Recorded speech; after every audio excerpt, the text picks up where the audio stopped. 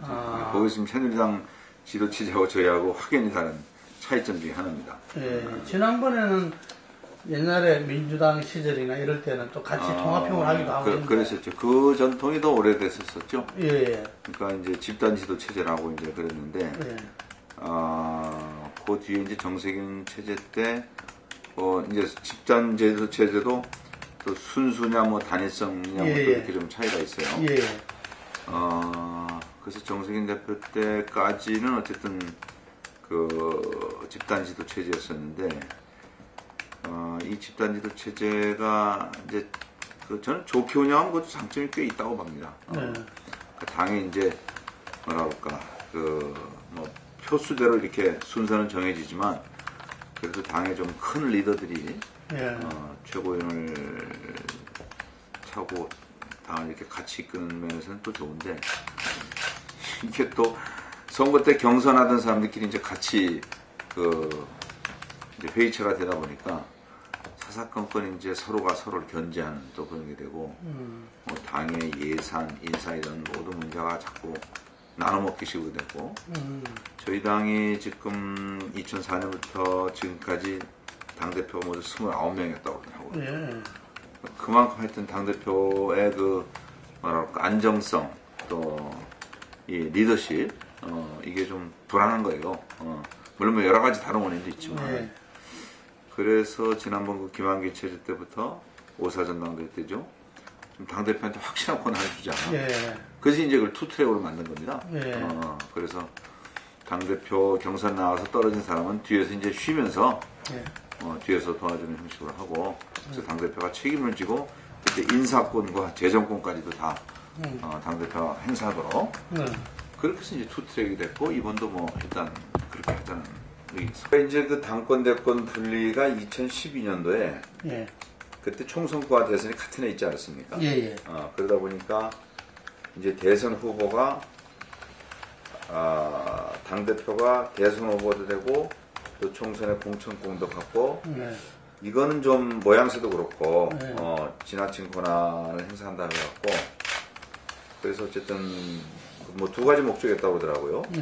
가능하면 공천권 행사를 대권 후보가 하지 않고, 그리고 또 이제 대선 후보가 당대표가 되면 뭐랄까, 당 자체가 후보자로서의 또 지지도하고 막 같이 맞물려서 당 지지도가 또 같이 또 거기서 출렁거릴 수 있기 때문에 어쨌든 좀 그건 안정하게 분리하자라는 또 그런 차원에서 그때 이제 분리를 해놨는데, 이게 근데 대통령 선거하고 국회의원 선거하고 사이클이 안 맞지 않습니까? 한 해 4년이고 한 해 5년이다 보니까.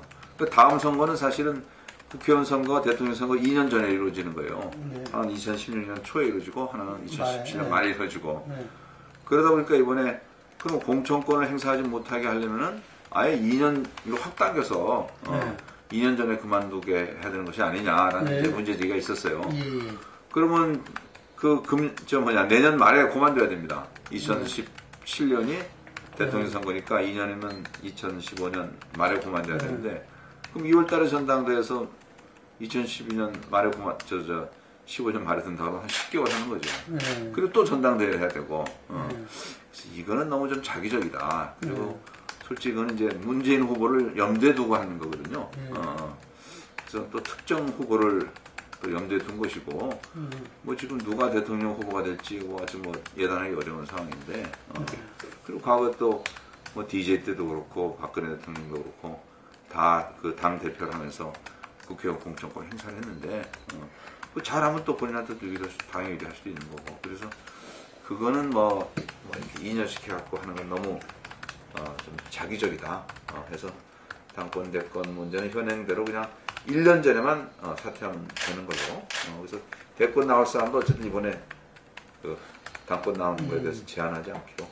그러니까 이제 그 타당성도 좀 있긴 있습니다. 그러니까 무슨 얘기냐면은 솔직히 우리 당 대표가 되면은 그동안에 하여튼 제대로 버틴 사람이 없었어요.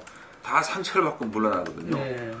그러니까 그나마 지금 우리 당 대권 후보라고 하는 사람들이 뭐 이제 박원순, 뭐 문재인, 뭐 이런 안철수 이런 분들인데, 안철수는 벌써 지금 뭐 상처를 많이 받고 그만두고, 그래서 이제 얼마 안 되는 그 소중한 자원들인데 이 양반도 또 상처받고 물러나면은 그나마 이제 소중한 대권 후보가 없어지는 것이 아니냐. 그리고 또 이제 그런 것도 있죠. 특히 이제 뭐 친노 비노 이런 갈등이 있기 때문에 우리 당의 그런 또 당내 갈등이 더 심화되는 것이 아니냐.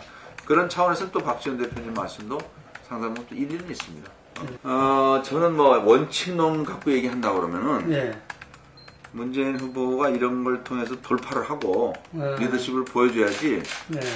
당도 제대로 못 끌면서 국가를 과연 이끌겠느냐. 네. 그래서 당대표 해갖고 상처받고 뭐 본인의 능력이 거기서 뭐 그렇게 이제 검증이 안 되면은 네.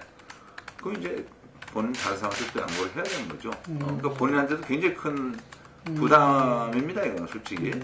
그래서 저는 진짜 본인이 대선 후보가 의사가 있다 그러면 뭐 이런 어려움도 좀 하여튼 극복하고 당 대표로서의 그런 경험도 쌓는 것이 한편으로서는 뭐 필요하다. 근데 이제 그게 실패로 끝날지 성공으로 끝날지 그 이제 확률로 보면 우리 당 대표가 성공으로 끝난 경우가 많지 않기 때문에 네네네 확률로서는 더 적지만 어쨌든 뭐 본인으로서는 또 그러니까 그럴 필요성. 뭐 문재인 후보 본인은 제가 볼 때는 그 뭐라 그럴까 하여튼 온건하시고 그렇죠. 친노죠 온건하고 예. 그리고 또 뭐 대체로 뭐 표정도 그렇고 하여튼 뭐 여러 가지 또 좀 선하게도 보이시고 그래서 그런 이미지는 괜찮은데 과거 그 노무현 대통령이 후보되고서 막 지지도가 출렁거렸잖아요. 예. 아마 본인도 운명이라는 책도 썼지만 그런 과정을 많이 겪을 겁니다. 설상 된다고. 박지원 의원님 진짜 나이로 보나 그동안 뭐 여러 가지 겪었던 걸로 보나 하여튼 대단한 분이에요. 대단한 분. 그렇게 다시 일어나기도 쉽지도 않고 더구나 그 나이에 그렇게 역동적으로 활동하기도 쉽지 않고 근데 이제 박지원 대표님 경우는 이제 호남 대표성이라는 이제 강력한 그 뭐라 그럴까 자기 뭐 그 지지 그룹이라고 할까요? 뭐 브랜드라고 할까요? 지금 솔직히 이제 막 호남 민심 얘기도 뭐 여기 뭐 지리세 좀 쓰셨습니다만은 호남 사람들이 어떻게 보면 상당히 그 이 리더십의 부재 때문에 상당히 뭐랄까 좀 자존심이 상했다고 할까요? 그러니까 DJ 이후로는 계속 영남 후보에 의존하고 있단 말입니다. 그러니까 다른 비호남 사람을 빌려다가 그래야지만 어쨌든 호남의 이런 그 소위 그 정치적인 그 입지를 유지할 수 있는. 그리고 지금 뭐 우리 당에 또 대권 후보라는 사람도 박원순, 문재인, 안철수 전부 저쪽부 영남 분들 아니에요. 그러다 보니까 과연 그럼 우리 호남은 뭐냐. 그런 좀 상실감 내지는 위기감 그런 게 상당히 있는 것 같아요. 그래서 이제 그런 호남 민심을 좀 뭐랄까 좀 대변할 수 있다고 할까. 그게 이제 본인의 큰 뭐 장점이고 이제 또 하나가 있다면 뭐 어저께 뭐 북한도 다녀오셨습니다만은 김대중 대통령이 어쨌든 그 평화 통일 정책을 좀 개선할 수 있는 그런 이미지, 또 능력, 뭐 그런 것들이 뭐 그 본인이 갖고 있는 큰 그 자산이고, 그리고 또 뭐 또 여러 가지 또 정략적인 청문회에서 자기가 10명인가 몇 명을 낙마시켰다 큰 소리 치고 그런 걸 굉장히 야당 지지자들, 호남 사람들은 통쾌해 하거든요. 시원하게 하고 대리만족을 시킨단 말입니다. 그래서 그런 그 잠재적인 지지, 특히 뭐 그 우리의 전통적인 지지자들 그런 분들이 이렇게 백업을 해주시고 있어서 뭐 그게 아까 얘기했던 그런 킹메이커로서의 역할을 하는데 큰 자본이 아닌가 그런 생각이 그러니까 이번 전당대회가 얼마나 공정하게 합리적으로 치러지느냐. 전당대회 달렸고 또 내지는 전당대회 이후에 어떻게 그 당선되신 분이 그걸 잘 관리하느냐. 그러니까 지금 이제 비노 쪽에서 당선되면 뭐 분당 가능성이라는 건 뭐 또 줄어들 겁니다. 근데 지금 소위 이제 신노 쪽에서 되면은 뭐 분당하겠다는 이런 얘기가 나온 거 아니에요? 그러니까 이제 누가 뭐 이길지 모르겠습니다만은 그 만에 하나 혹시라든지 뭐 친노적이 뭐 한다 그러면 어떻게 해서든 그쪽을 잘 안고 가야 되는 그런 과제가 있고, 그러나 현실적으로는 저는 분당의 명분이 그렇게 크지 않다. 아이고 우리가 합의하에 룰을 정해갖고 안 됐다고 해서 분당하면은 분당은 쪽이 좀 명분이 아무래도 없죠.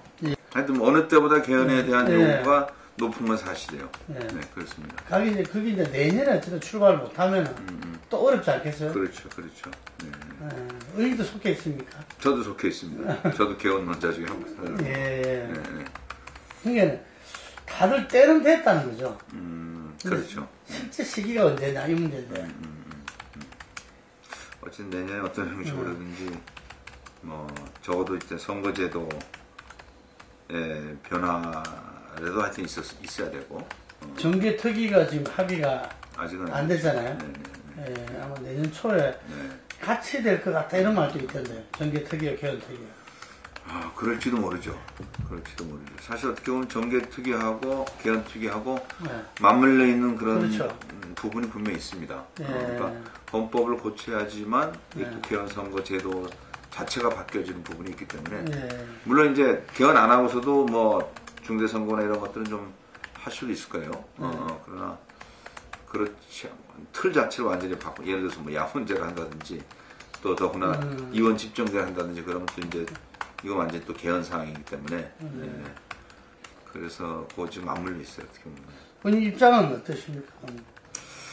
저는 뭐 어쨌든 개헌할 때가 됐다고 보고, 지금 뭐 대체로 여러 사람들이 뭐 재앙적 대통령제 이런 것 때문에 이제 피해가 많으니까 뭐 이번에 그 청와대 찌라시 사건 그것도 그렇지만 근데 저는 그 차원보다도 앞으로 통일을 바라보고 통일이 되려면 저는 뭐 흡수 통일도 어렵고 무력 통일도 어려운데 저는 분명히 합의제 통일로 가야 되고 합의제 통일로 가야 되면 상당 기간 동안은 양쪽이 연방제를 할 수밖에 없을 겁니다.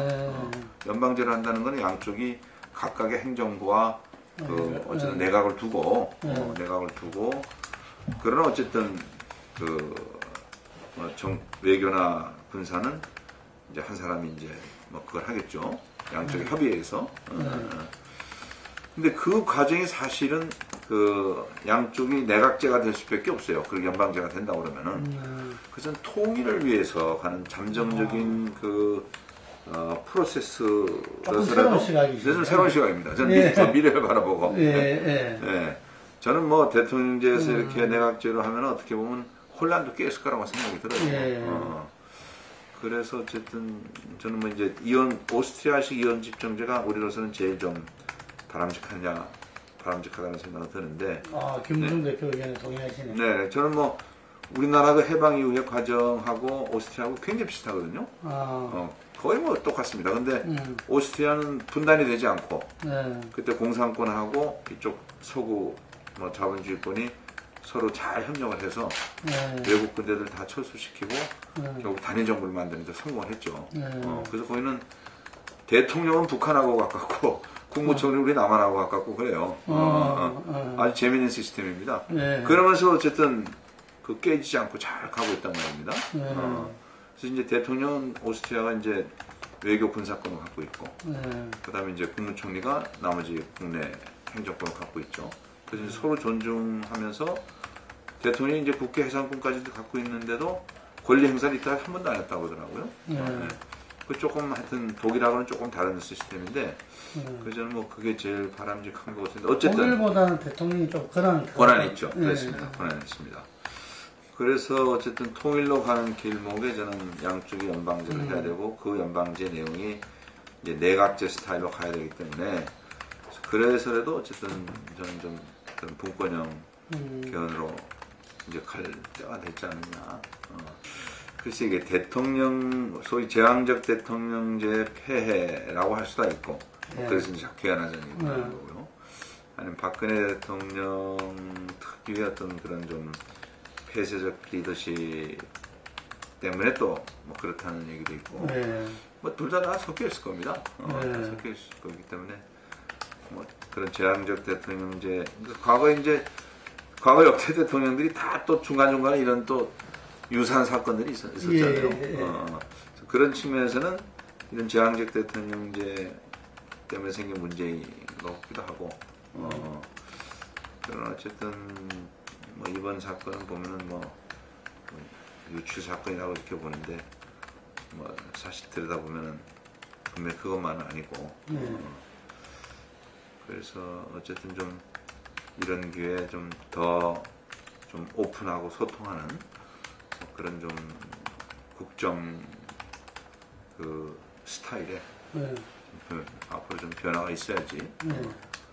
그렇지 않으면 자꾸 또 이런 사건이 터질 수 있고.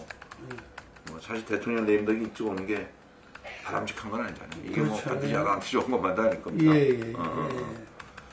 그래서 하여튼 그건 좀 차제 어떻게 보면 좀 개선할 수 있는 좋은 계기도 되지 않았나 그런 생각도 들어요.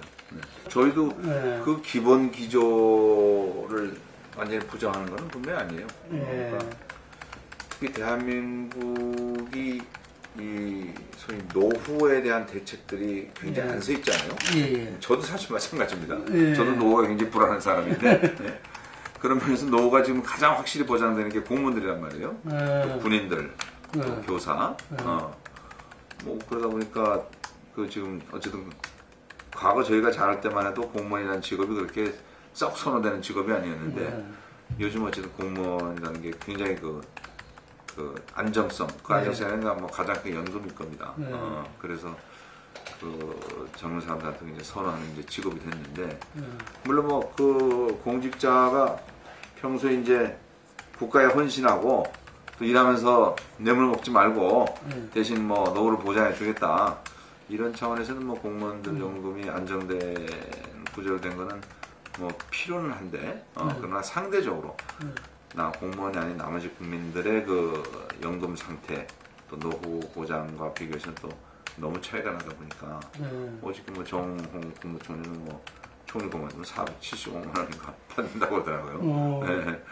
뭐 저는 솔직히 뭐 국민연금 다 합해도 뭐 100만 원 될까 말까 할 거예요. 우리 생기도 전에부터 모르겠는데 그런 것 때문에 이제 문제인데 어쨌든 뭐 야당도 분명히 지금 대안을 안 내놓는 건 아니고 그리고 기본 그 취지에는 그 동감을 하지만 그러나 이 프로세스가 그래도 이 뭐 그 엄청난 숫자를 갖고 있는 그 공무원들을 상대로 한 개혁인데 그래도 설득도 거치고 또 그쪽 사람들 얘기도 들어보고 다른 대안도 찾아보고 그럴 텐데 뭐 원래는 금년 안에 이거 통과시키려고 했던 거 아니에요. 몇 달 만에. 그래서 우리가 문제 삼는 건 좀 프로세스일 겁니다. 좀 프로세스가 협의도 거치고 좀 여러 가지 설득도 하고 좀 대안을 만들어 가면서 이렇게 해서 진행을 해야지 하루아침에 이렇게 이 엄청난 일을 처리하는 것이 이 당사자나 전문가들이 같이 협의하고 논의하고 또 국민의 공감대를 얻고 뭐 이런 과정이 필요하다는 얘기죠. 그렇습니다. 그리고 사실 이 문제하고 지금 그 가장 직결된 문제가 인구 문제예요, 인구. 그러니까 인구는 자꾸 줄어들고 노인 인구는 많아지고 그러니까 앞으로 미래 세대가 상대적으로 부담해야 될 액수가 자꾸 커진다는 거 아니에요?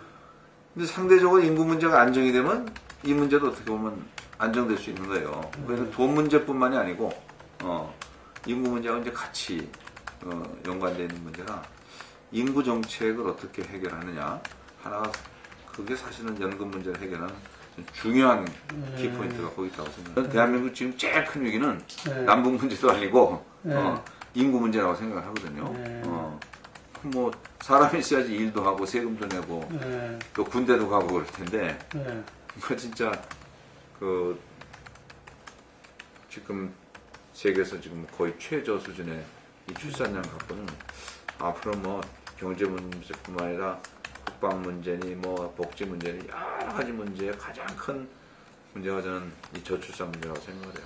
30대 여성들이 뭐 아예 애를 안 낳죠. 안 낳죠. 그러니까 하여튼 그동안 우리가 국가 정책도 그렇고 국민들의 마인드도 그렇고 뭐라고 하여튼 물질적으로 성공해야 된다. 잘 살아보자.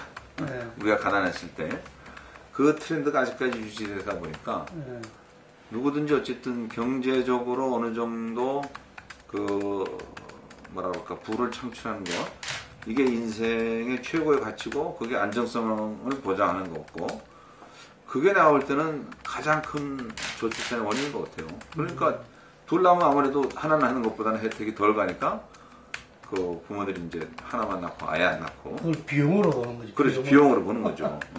그러니까 이 국민들의 그 소위 심리, 네. 네, 세계관, 네. 이게 고쳐지지 않는 한은 이 무슨 대책으로서도 그러니까 네. 이게 물질 중심 풍요 네. 이 가치관 사고관에 이제 이게 변화와야죠. 올 게 왔네 그러니까. 그렇죠. 그렇습니다. 이걸 바꾸면 상당히 어려울 건데. 그러니까 결국은 저는 네. 뭐 다른 무슨 제도 100번 고쳐봐야 소용이 없고 네. 사람들의 이 세계관, 가치관 네. 이거를 이제 바꿔 나가야지만 저는 이 문제가 근본적으로 해결할 수 있다. 네. 저는 사실 뭐 국회 들어오기 전에 이제 종교학을 공부한 사람인데 네. 대체적으로 이제 저는 이제 뭐 애가 넷입니다. 네. 아직 자동이 아파요. 네, 초등학교 다니는 애들도 있는데 저도 뭐 애 낳을 때는 굉장히 좀 불안하기도 하고 그랬지만 제가 이제 또 신앙을 갖고 있어서 그런지 다 부모가 잘만 하면은 그러니까 잘한다는 것이 돈을 많이 벌어주는 것이 아니라 올바르게 생활하고 또 그렇게 하면은 다 아이들은 잘 성장할 수 있다라는 그런 이제 믿음 사실 이런 게 사실은 좀 필요한 건데 무조건 어쨌든 많이 벌어서 애들한테 잘해줘야지만 이것이 좋은 부모고 이게 성공의 길이라고 생각을 하니까 그 가치관이 있는 이상은 못 바꾸는 거죠. 그러니까 지금 어쨌든 뭐 의사조처 그 배경이 그때 천안함 사건 이걸로 해서 이게 북한의 소행인데 여기에 대한 사과 받지 않고 이거 할 수 있느냐. 그러니까 하여튼 이걸 우리가 북한에서의 이제 뭐 어느 게 진실인지는 뭐 모르겠습니다만은 어쨌든 북한의 소용이라고 규정한 이상은 사과를 요구 안 할 수가 없죠. 근데 어쨌든 우리가 그 제재한 방법으로 이제 선택한 게 오이사조처 아닙니까? 근데 결과적으로 이것이 북한을 제재한 것이 아니라 오히려 우리 스스로를 더 제재한 결과적으로는 그 무슨 얘기냐면은 그 오이사조처 이후에 우리 남한 기업들이 굉장히 피해를 많이 보고 있습니다. 그동안에 대북 투자했던 기업들 뭐 남북 결합 기업들이 굉장히 많은데 그걸 돈으로 계산하면은 한 90억 달러 정도 된다는 거예요. 금강산까지 포함해서. 근데 북한이 그동안 남한한테 뭐 도움받지 않고 뭐 이런 걸로 해서 피해 본 거는 한 22억 달러 정도 된다는 거예요. 그럼 우리가 더 피해를 본 거예요. 우리 남한에. 숫자적으로도. 그리고 또 하나 더 문제는 북한이 그래서 가난해졌냐 하면 그 전보다 훨씬 좀 사회가 좋아졌다는 거예요. 갔다 온 사람이나 여러 가지 통계를 볼 때. 근데 결국 이제 중국이 도와줘서 그렇지, 교육을. 그리고 그건 이제 북한의 자원을 중국한테 자꾸 그 수출하는. 그게 이제 최근에는 또 러시아하고. 그것도 그렇죠. 그러니까 결국 그렇게 하고 북한의 자원을 우리가 쓸 수 있으면 좋을 텐데, 그거를 중국이나 러시아에 주고, 그러면서 경제적으로는 북한을 더욱더 중국에 예속시키고, 그러니까 우리가 했으면 우리 경제도 좋아지고 우리가 북한을 컨트롤할 수 있었을 텐데, 그러니까 북한에 그만큼 우리는 구성력이 떨어지고 이게 자꾸 중국이나 러시아에 예속하게 하고 우리는 경제적으로 우리 기업인들만 손해보고 과연 이게 제재냐? 그런 이제 이제 반성론이 생기는 거죠, 당연히. 근데 이제 이걸 해결하려면 저쪽에서 사과를 해줘야 할 텐데 또 저쪽은 사과할 의사가 없고 그러니까 이게 굉장히 딜레마예요, 딜레마. 그래서 저는 박근혜 대통령이 사실 뭐 천안함 사건은 박근혜 대통령 때 사건도 아니고 또 의사조처는 또 이명박 때 했었던 거고 그리고 천안함 사건을 일으킨 또 김정일 저쪽 그 국가위원장은 이제 뭐 지금 생존해 있지 않고 그러니까 진짜 통일 대박이라고 한다면은 대한민국의 경제를 살리는 차원에서라도 살리는 차원에서도 그리고 이게 또 민족을 또 살리는 길이니까 그 오이사조처를 좀 과감히 해제하고 그러니까 이 과거에 대한 시시비비는 어떻게 보면 이제 정경불이라고 할 수도 있습니다. 과거에 대한 저 천안에 대한 시비는 그거는 괄호 속에 집어넣고 일단은 경제적으로 협력하자. 그래서 북한도 살고 우리도 번영할 수 있고 그런 좀 결단을 내릴 필요가 있지 않나. 내년에는 뭐 박근혜 정부 이제 중반기로 들어가잖아요. 그래서 한편으로는 지금 제가 느끼기에는 우리 통일부도 그렇고 북한하고 뭔가 관계 개선을 해서 그런 대북 투자의 길을 좀 터놓고 싶은 필요성 욕구가 굉장히 강한 것 같아요. 근데 북한이 이제 그걸 맞장구를 안 쳐주니까 깝깝한 거죠, 우리 정부로서도. 박근혜 대통령 창조경제 활로도 바로. 전 그렇습니다. 본인이 얘기하는 창조경제 활로가 북한에 있기 때문에. 그리고 박근혜 대통령이 그렇게 가자 그러면 또 뭐, 특히 이제 경제를 이유로 해서 우리 경제가 이렇게 어려운데, 남한 경제가 살 수 있는 활로가 또 거기에 있고, 이게 북에도 도움되고, 우리도 도움되니까, 이렇게 갑시다 그러면, 뭐 보수 일부가 우리가 그렇게 하면 난리 치겠지만, 박근혜 대통령이 그렇게 하면 뭐 보수 쪽에서 이렇게 크게 뭐, 그렇게 하겠어요. 네, 저는 국회 있을 때도 제가 그때도 이 외교 담당이라서 그때도 뭐 여러 번 만났었고, 만났었고, 뭐 인간적으로도 제가 또 좀 더 좋아하시는, 존경하는 분이고, 그 유엔 본부 있을 때도 제가 뭐 다른 일로 해서 또 몇 번 뵌 적이 있고, 그 사실 이번에 그 반기문 대통령 후보론 얘기 나오기 전에 제가 이제 상임위에서 물었어요. 외교부 장관은 반기문 대통령 이제 임기가 얼마 안 남았는데 그분의 어쨌든 그런 경륜을 좀 좋게 사용하는 어떤 부상을 갖고 있느냐 그랬더니 이제 거기서 뭐 일부 답변하는 과정에 유기전 통일위원장이 이제 자기가 만났던 이런 얘기를 하면서 이제 얘기가 막 커져버린 거죠. 근데 이제 저는 그렇습니다. 아까 얘기한 그런 연방제 우리가 를 남북한 사이에 합의해서 간다고 그러면 그런 연방제 대통령 후보로서는 딱이에요. 외교 통일에 대해서 국제적으로도 또 그 인식이 인정받으신 분이고 북한이 동의할지 모르겠지만 그런 후보로는 딱이지만 남북한 전체로 봤을 때 그렇죠. 남북한 전체로 딱이지만 그렇지 않고 예를 들어서 개헌도 안 된 상황에서 개헌이나 되면 또 혹시 모르겠습니다. 개헌돼서 이원 집정제를 하면서 분권형이 되면은 또 그럼 또 예를 들어서 가는 거예요. 그렇지 않은 상황에서 보면은 대한민국 이 대선이 얼마나 이게 사람 우습게 만드는 금방 아니에요. 과거에 뭐 보건청도 그랬었고 뭐 정운찬 후보도 그랬었고 뭐 그렇기 때문에 그거는 좀 그렇게 끌어들이는 건 좀 안 좋다. 차라리 그것보다는 여러 가지 그 국제 평화나 그런 쪽에 후진도 양성하고 그렇게 하시는 게 더 좋지 않나 그런 생각. 뭐 금년 이제 세월호 사건도 인해서 정말 정말 어느 때보다 다사다난했었는데 하여튼 이제 새해는 모든 이런 아픔을 우리가 가슴속에 묻고 정말 국민 여러분들 모두 건강하고 또 희망찬 그런 새해가 되기를 바라고 특히 제가 신앙인으로서 어떤 일이든지 우리가 좀 감사하는 그런 마음을 늘 갖는다고 그러면 개인적으로나 가정적으로나 국가적으로 어려운 속에서도 모두가 좀 행복을 공유할 수 있는 그런 사회가 되지 않을까 이렇게 생각하면서 저희들도 더욱 정치를 열심히 해서 국민들 실망시키지 않도록 특히 또 저희 당이 보여주도록 이렇게 노력하겠습니다. 감사합니다.